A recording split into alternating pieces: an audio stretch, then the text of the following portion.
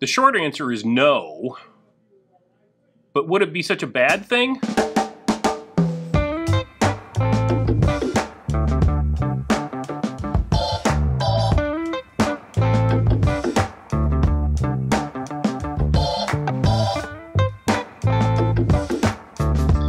Welcome back, friends. Happy Monday. How you doing out there?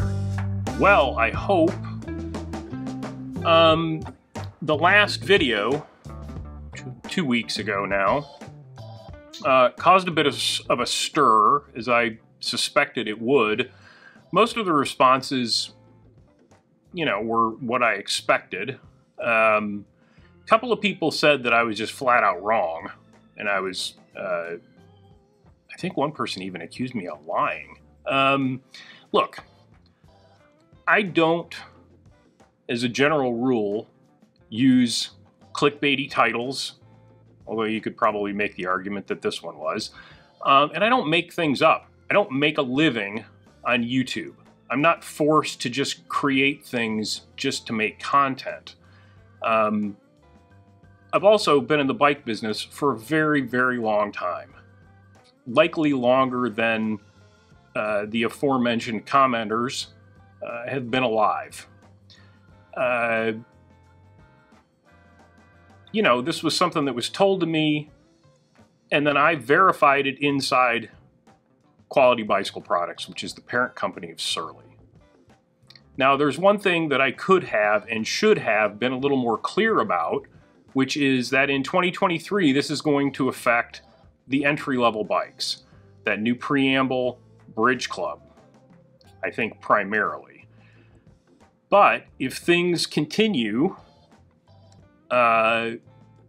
by 2024, it'll be all bikes, unless they somehow reverse course. So if you were planning on buying a disc trucker or an ogre or a straggler complete in 2023, chances are you'll be okay. But next year there's no guarantees, right? So that's that. The internet was abuzz, as it sometimes is, again, last week or the week before, about the new SRAM Eagle transmission. I went to the SRAM website and the headline was something like, "The dream realized." My first question was, of course, whose dream? But the second thing is that this is nothing new.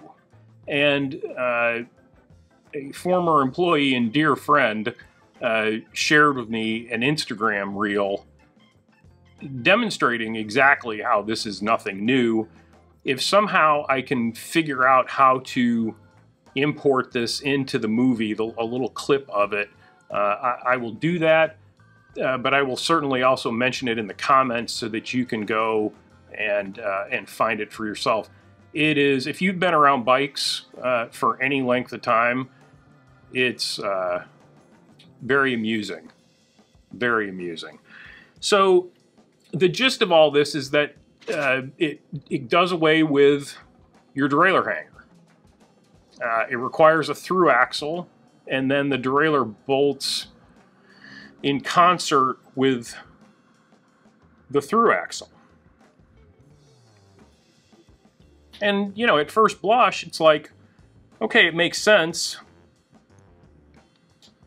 It does away with the B-tension, which when you're trying to run a 50 or a 52 tooth large cog in the back can be a fiddly thing. And it's certainly going to make that interface a lot stiffer because it's going to incorporate the rear derailleur with that whole axle package. The rear derailleur, or the derailleur hanger, has always been kind of a weak link.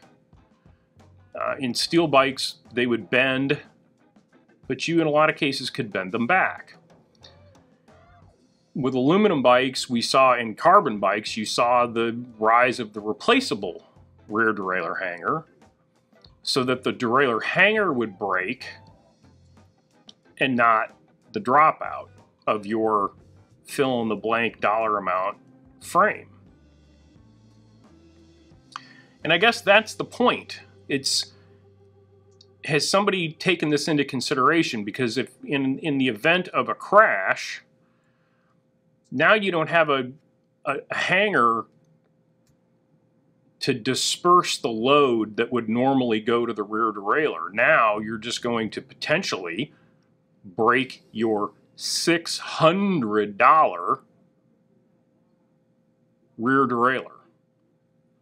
I'm sure somebody much smarter than me has thought about all this. And then the other thing is that, would it be so bad? I like through axles. I think how they affect the ride quality of a bike is a positive thing. And I don't think it's going to be a bad thing to see that trickle down into some lower price points.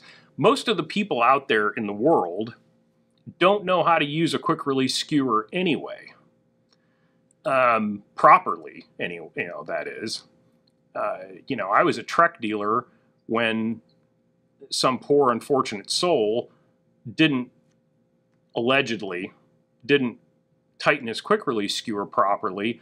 It opened up mid-ride, rotated around, the handle of the skewer went into the front brake rotor, and he was catastrophically and life-changing. He had a life-changing injury. That's at least my understanding of the story. So I don't think it's a bad thing to take that out of the equation. Now, it's certainly going to be, that's one step further to not being able to kind of cobble together your own bike. But, it's harder than hell to find regular, 135 spacing rear wheels now that aren't either custom built, super expensive, or just really cheap replacement stuff. So I don't know. I'm of two minds about this. Certainly, I don't know that anybody asked for it, but nobody asked for BioPace. Nobody asked for dual control levers on mountain bikes. Nobody asked for oval chain rings. Nobody asked for a whole host of things that are out there in the market. People just have to continue to come up with new stuff, which then makes a certain segment of the population buy new stuff. It's how the world goes around. But have you seen it? What do you think of it?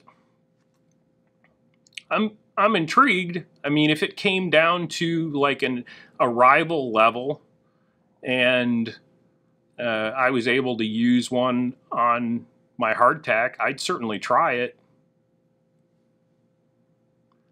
But I'm not about to convert my bike to a $2,500 electronic shifting group. I think that kind of went without saying. I hope you're all well. Thanks for watching. Leave comments down below. You always do. Nicest comment section in all of the internet. I hope something good happens to you today.